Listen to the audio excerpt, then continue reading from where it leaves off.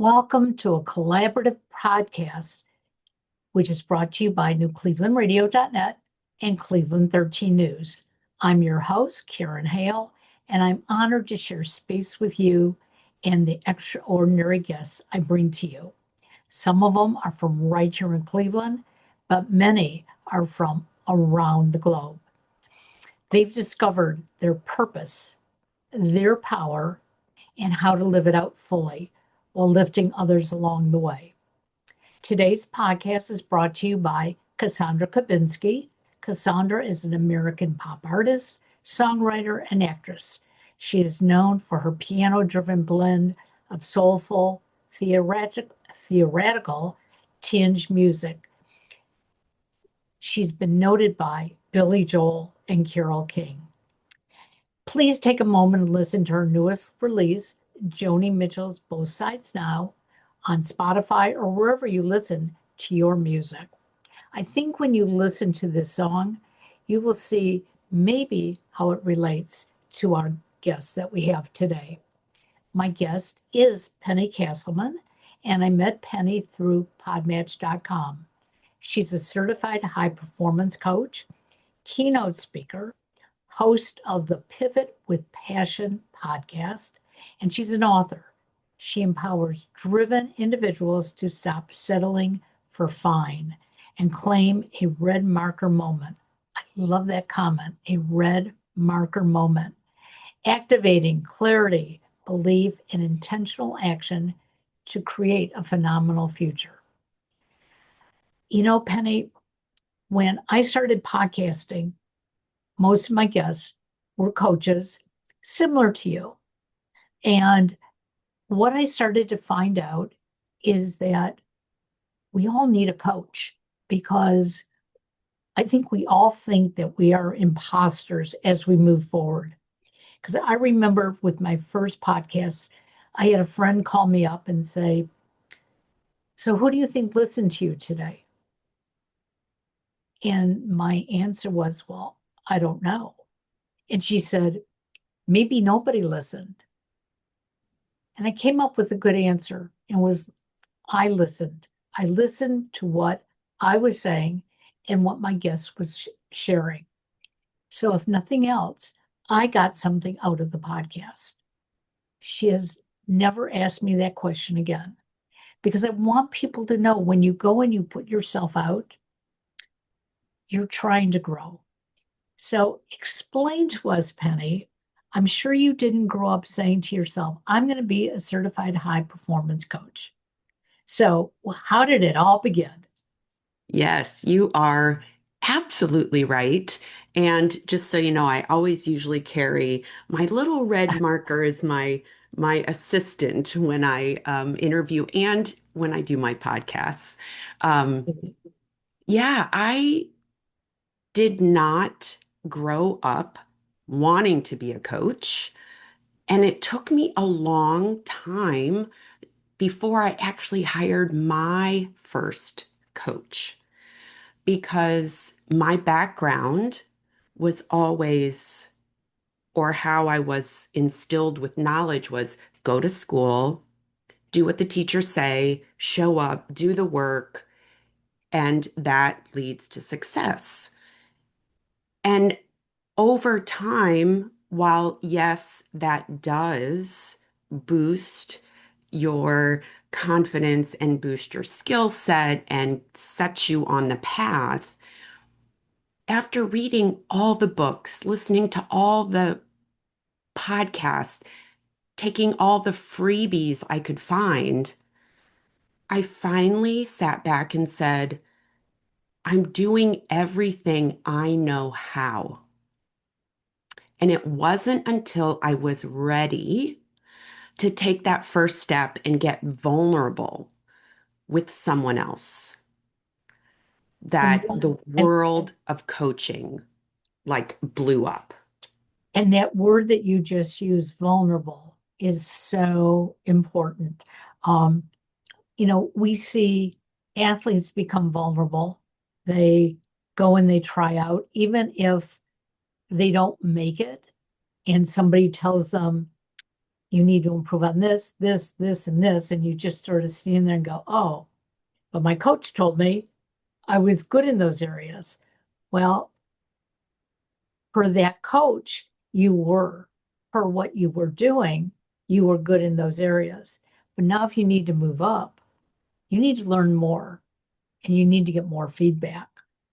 So, what was it like when you first actually like contacted a coach and said, help me? Because that's being vulnerable, asking for help.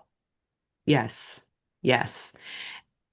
I was actually very fortunate that one kind of landed in my lap. I was in a group, virtual group, and we were having a discussion and being vulnerable. And I was having a tough time with the topic at hand. And one of the women in the room said, Penny, let's connect after. I think I can help you get some clarity.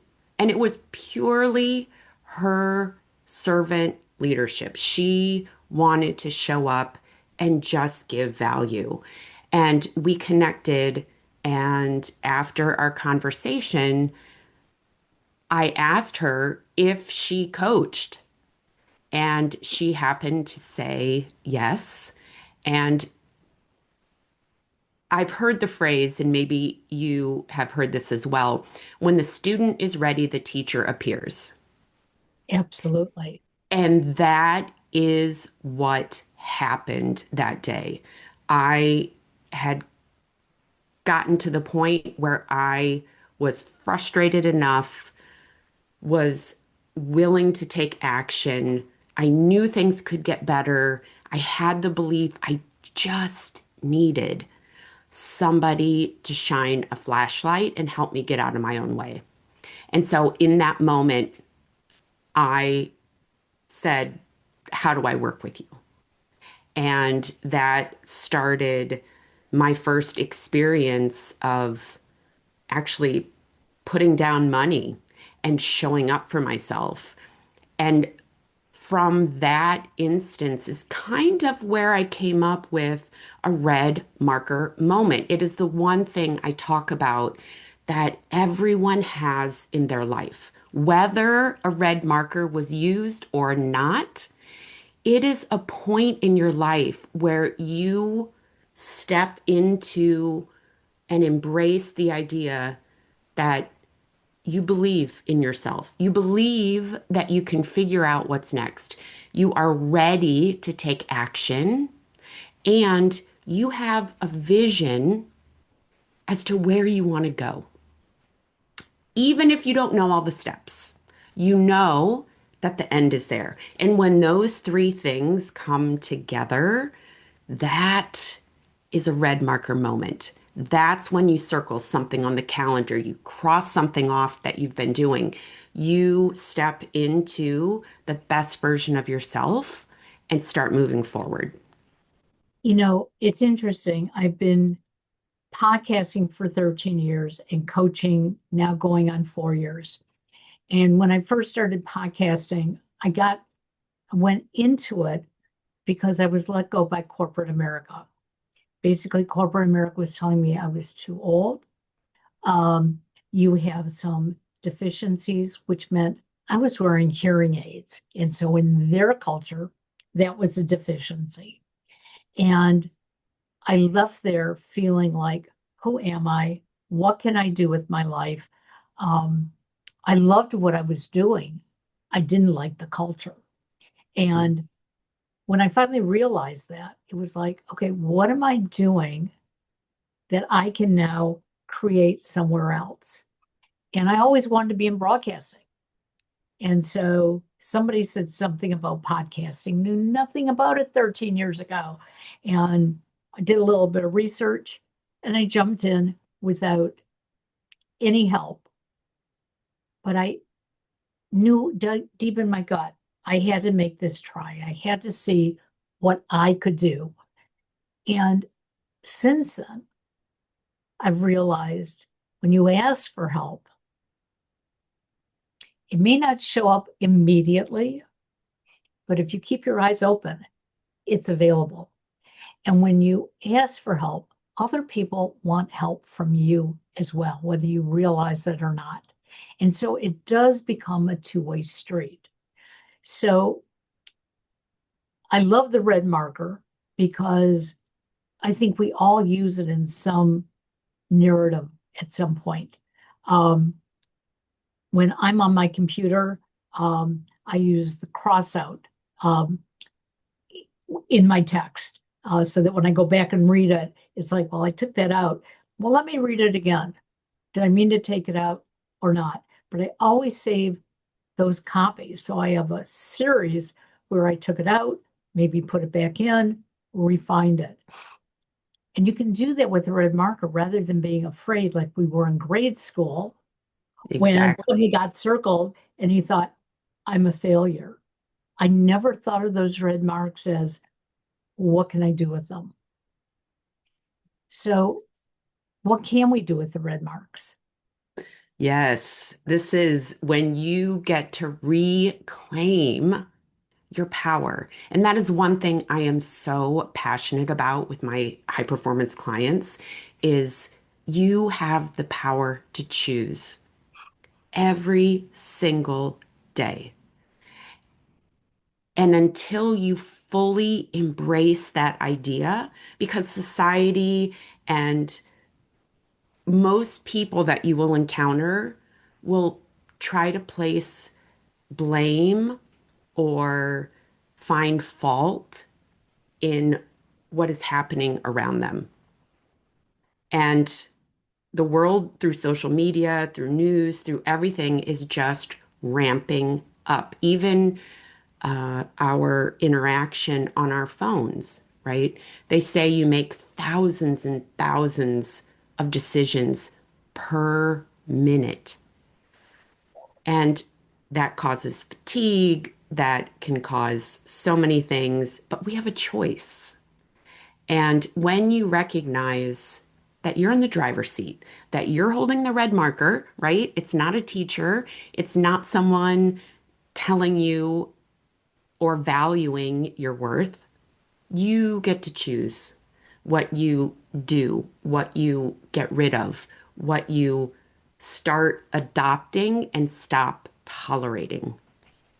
And that is so, so powerful when you are able to embrace that in your life. So, when you talk about high performance individuals, some of us get a little um, intimidated by it because we think, oh, that high performance individual is making millions of dollars a year. And for some reason, that's where our brain goes. If I'm not up at the top making all that money, then I must not be a high performance individual. And I was talking to one of my coaches. In fact, I work with three different coaches in three different areas of my business. And when I first saw your bio, I contacted one of them and I said, do I dare invite her to be a guest? Because I don't think of myself as high performance. And the coach said to me, well, then tell me why not. And I said, well, I'm not making six digits. And she goes, do you want to? I said, well, everybody would want to, but no, not really, because I don't want to put in all that time and energy. She goes, okay, are you successful at the level you're at? I said, well, I believe so. And we started breaking it down. And she goes, you have to decide if you are high performance. Are you willing to go to the next step, whatever that next step is? Or are you going to just say, hey, I'm happy just where I am? And that's okay for some people. And I said, no, I want to make each podcast better. I want to make sure when I'm coaching a client, if I'm not the right person for them, I'm taking them to the next level to the right coach. And her comment to me was, well, I don't know how Penny defines it, but you are a high performance individual. So is she right or is she wrong? Well, first and foremost, in coaching, I will say there is no right or wrong, right? What I say, even I recently conducted a master class, and I'm thinking I'm going to do some future iterations of that as well. But in this master class, one of the points that I make at the very beginning is whatever insights, whatever concepts you grab onto during our time together only have to make sense to you. And I agree with you. At first, I was hesitant about the phrase high performance coaching because, like you, I thought it was millions of dollars is what you're going after, etc. Having now gone through the training, coaching clients, and really the philosophy of high performance coaching is this: it's about having more in your life. More for people like you and I who come from corporate. Corporate instills title and money. So, of course, that would be our default when we hear that phrase. However, a stay-at-home mom can be a high performer because she's making choices on a daily basis on where she spends her time.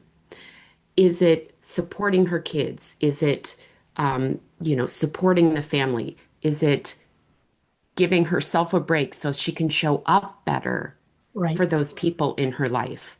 And so, high performance coaching is really about operating at a level where you are finding those small mindset shifts, those behavior shifts that allow you to elevate your clarity, your energy, your momentum, your purpose, your philosophy, your physiology, like all the things. And I will share with you that in high performance coaching, it is definitely a different model than what most people are familiar with coaching. Okay. Most coaching and the coaching that I had at the very beginning was very much more accountability. Right. It was, what do you have to celebrate? What are you working on? What's going to get in your way? How are you going to overcome it? Great. We'll meet again next week. High performance coaching, however, is based on research and data and science-backed topics where they went out and interviewed the highest performers and found that they harnessed 12 different areas in their life. And so it's very methodical. We go through every session a different aspect of your life. And when you put them all together, creates that environment where you can choose to level up any area of your life, financial, your love life, your friend group, your purpose.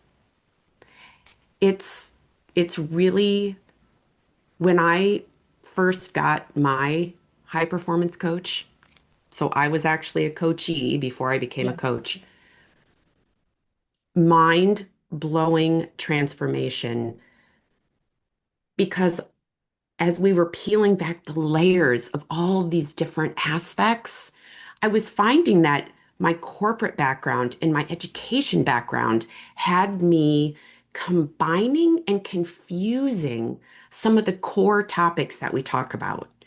And that is what I love about high performance coaching is helping other people peel apart some of these concepts so that they can lead a life of purpose. Well, and that word purpose is very important because many of us go through life from the time we're children. We don't even know what our purpose is. And we're not even encouraged to find a purpose. We're encouraged to go find a career, but a Mhm. career and a purpose aren't always the exact same thing. In my younger son's life, It absolutely is. He loves sports, everything about sports, and he works in the sports industry. And he's worked in various parts of it. And when he goes to work, as he'll say, I'm going to live today. And I love hearing that from him because if I had encouraged him, oh, just go into sales, that would have been a job, a career, and he would have done it day after day. Maybe he would have liked it, maybe not. Um, but my husband and I encouraged him, do what you love to do because we've had many jobs in our life and Mhm. they put food on the table, but we didn't feel rewarded. Now, my Right. last corporate job, in a sense, I was doing coaching without even realizing it because I was an admissions advisor to a small college and I would help the student peel away all those layers before they even committed to coming to the school, let alone identifying what their passion was. Now, 100% of them will come in and say they wanted to be a nurse. And I knew not all of them really wanted to be a nurse. And so I had to help them figure out why did you say that? Um, and that's when I realized when I left corporate America that my training had given me the skills that I really wanted to use in life. But I had to work with other coaches to figure that out as well. Like, why do I want to do it? What Right. is that spark that gets me up in the morning? Yeah. So one point that I want to bring up, which I think hopefully will resonate with some of your listeners, is truly your purpose in life has nothing to do with money, has nothing to do with waking up and getting a check mark. Your purpose has nothing to do even with what you do for a living. And too often, like I had mentioned earlier about getting different concepts intertwined so tightly, believe that is why a lot of individuals struggle when they retire because they have linked their career with their purpose. And keeping those two things entwined can definitely lead to you not showing up as your best self, facing identity crisis, facing what do I do now? Where when you can get clarity around what is your purpose, that you can wake up feeling good about yourself every single day, even if no check marks were gotten the day before, even if you got rejected because you pitched an offer and nobody took it, or you applied for a job and didn't get it, or your kids misbehave. It doesn't, if you are living in your purpose, you can wake up every day with the knowledge that you're doing your life's work. So we have to give ourselves permission because we aren't taught to give ourselves permission. We're taught that self care is selfish. Um, it's interesting. 2 weeks ago, before I went to my brother's celebration of life, I had posted out there that I was taking some time off. Um, I had to recalibrate where I was going. Um, and I had some people, say, what do you mean? I mean, I'm scheduled to work with you next week or whatever. And it was like, I need to take this time. If I don't take this time, I'm not going to be good to you. But most of all, I'm not going to be good to me. And if I'm not good to me, I can't share that with anybody. And uh, a lot of people just didn't understand it. I basically was told I was being selfish. And it hit the core at first. And it was like, what is wrong with me? I should just show up. I did this for the first 60 years of my life, I showed up for whoever wanted me or who I expected wanted me. But I didn't feel good. I had more migraines. I had more upset stomachs. Um, my skin was getting very shallow looking. And it really wasn't until corporate America said, there's the door, goodbye, that I started to resolve that. And again, it wasn't about making as much money or more money. It wasn't about whether everybody else around me was happy. It was about, I'm not going to make them happy anymore until I'm happy, and let that come out and resonate. So, how difficult is it for you as a coach to find that person who is so driven, thinks they're living their purpose, um, thinks they're high performing, but the reality of it is they're in a hamster cage? Yeah, very, very challenging because the first step, right, is just awareness. Someone has to be aware of where they are right now and where they want to go. And so part of me finding clients is simply showing up every single day, Yep. right? Showing up on my podcast, showing up inside my newsletter, showing up for my master classes, and just sharing because they say everyone needs to hear something, what, 7, 16, 20 times. And for sure, hand raised, that has happened to me in my life where I know I have heard something before, but this time, this day, this moment, it hits differently. And in those moments, when you are willing to notice them, as you've mentioned earlier in our discussion today, can they take root?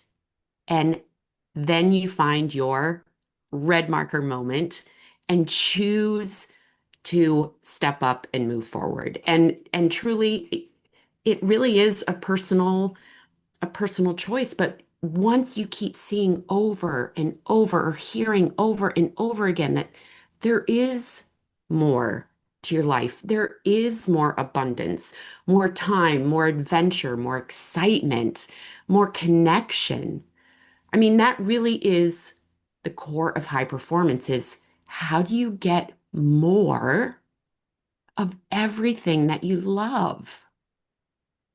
And so it is not a quote sales pitch per se. It is helping people dream again.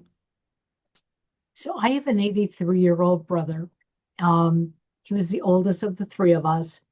And for the last couple of years, he's been using excuses. I'm getting older.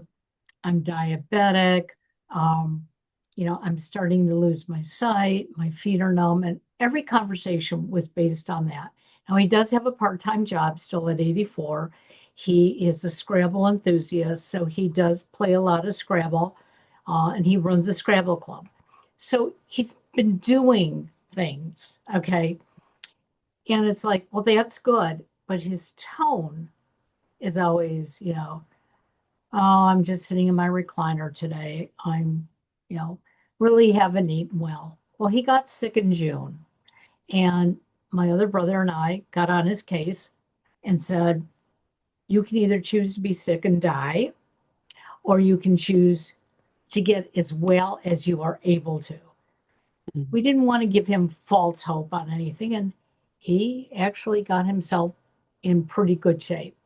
But then our brother passes away, who's younger, and this light bulb goes off in his head. What am I doing? He didn't know he was ill. He died suddenly, but he was doing the things in life he loved to do every single day. And he shared that with hundreds of people.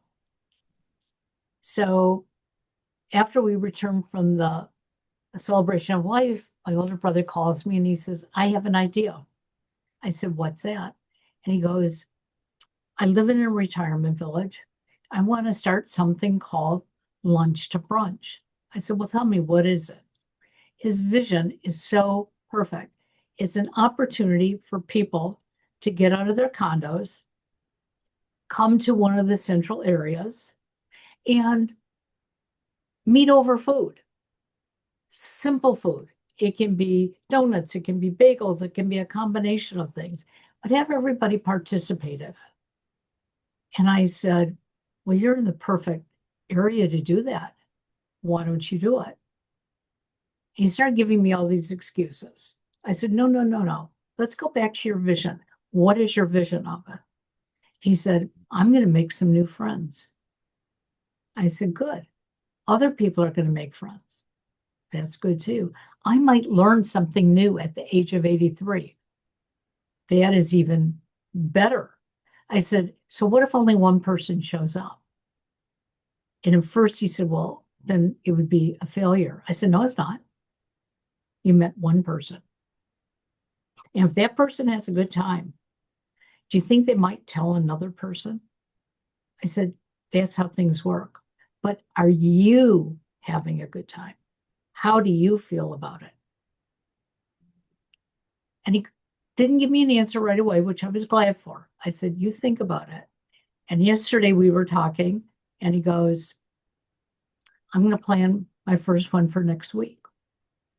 I said, now what if nobody else shows up? He goes, well, then I'll think about how I planned it, if I need to tweak it. He said, will you be my sounding board? I said, I'll be your coach. I'm not going to tell you what to do, but I'm going to ask you questions along the way. How did it work for you? Is there another way that you envision it? I've never heard such excitement out of his mouth, because now he realizes that it's not about, I think he said there's something like 22,000 people who live in his retirement village. It's not about having them all show up, because they're not going to. But somebody may be available next week. Who shows up? Somebody may not come because they're supposed to bring something to share, and they don't have the money to share. I said, so then you can re-envision that. Maybe it's not over food. Maybe it's just an hour of us all getting together. So I'm really excited that it makes no difference how old you are. You can be 20 years old in college. You can be 83 years old. And as he was said 6 months ago, on the breath of dying, but he didn't die. He got healthier. So that was one vision. So I see behind you, you have a sign that says, pivot with passion. Yes. What he did. I love it. Yeah. And yes, that sign, Pivot with Passion, is the title of my podcast. And the whole reason I started the podcast, one, I was in at the time planning to go out and do some speaking. However, I was thrown a little curveball. I am a breast cancer survivor, and there was a short point in time where they thought perhaps it had come back, which at the time threw me for a loop. Sure. But I told myself, make your own stage. If you can't get out and you don't know exactly what your future for the next few months is going to look like, what can you do? And I said, I can do a podcast. Even though I don't know anything about it, I can show up, I can do a podcast. I can do it from my living room, from my car. I was not putting any restrictions on where I could record. And that was the birth of Pivot with Passion, because so often people will pivot in their life only to go down the path and realize, ugh, this is not what I wanted, not what I thought, simply because they didn't have that red marker moment. And I coach and I share with my listeners that you can't pivot with passion until you have that red marker moment, until you have taken the time needed to gain clarity and set your vision, to be willing to take action and know that you have it within you to figure things out along the way. And when all of those things come together, then you can pivot with passion that takes you down a path that will allow growth, awareness, more clarity, and your ability to live a phenomenal life that every single person is worthy of having. I love it. I believe in everything you're talking about, obviously. What I love about it is that you found a way through what could have been a very tough time. And I'm sure it was tough in those moments. And thank God you are okay. I am. Thank But you. but we all go through, I don't care if it's a physical issue, a psychological issue, we're going through them 24/7. That's life. Okay. And we can let them weigh us down and just sit there and just go through the motions. Um, most days, I don't want to just go through the motions. I want to do it the right way. When I go through the motions, I know it as I'm doing it. And then I realize when I'm complete, whether it's the podcast or the coaching session, I didn't give it my all, and that wasn't fair to you. And so I have learned to be vulnerable and go back and say to people, I am sorry because I didn't hear everything you said. I didn't react in the way that I normally would react. I allowed this heaviness to hang over me. And it was a great person who said to me, and his name happens to be Alex, and he happens to be my son. And he said, Mom, practice what you preach.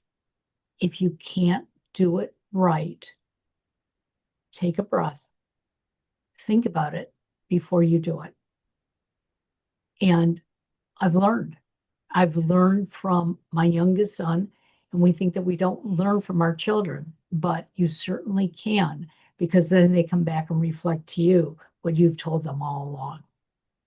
So, how can my listeners find you, um, especially learn about your master classes? Because I think they sound phenomenal.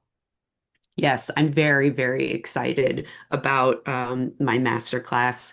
There will be some more dates coming up. The best way for your listeners to stay in touch with me is to get on my email list. You can go to my website, which is pennycasselman.com, and sign up. You can get my freebie, which is the ultimate Get Unstuck guide, which will walk you through some exercises to help get that clarity, recapture that belief, and provide a path forward with action.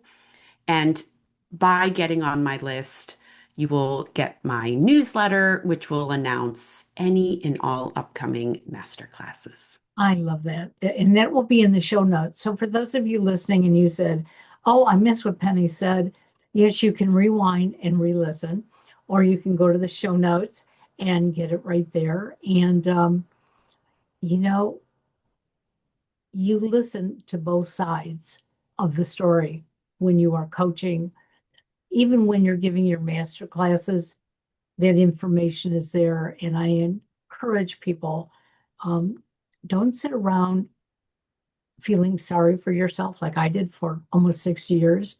I loved my husband, I loved my kids, I loved my parents, but I knew I was missing something and I didn't know what it was.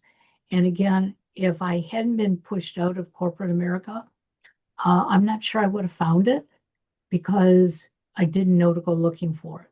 But now that I do, um, go look for your passion because it's sitting here, everybody. It's you're choking on it, and you most of us are not allowing it to come out. But when you choose to let it come out, that's when you can make the change. Thank you so much, Absolutely. Penny. I appreciate you. Yes, it was thrilling to be here with you. Thank you. Talk to you soon. Okay.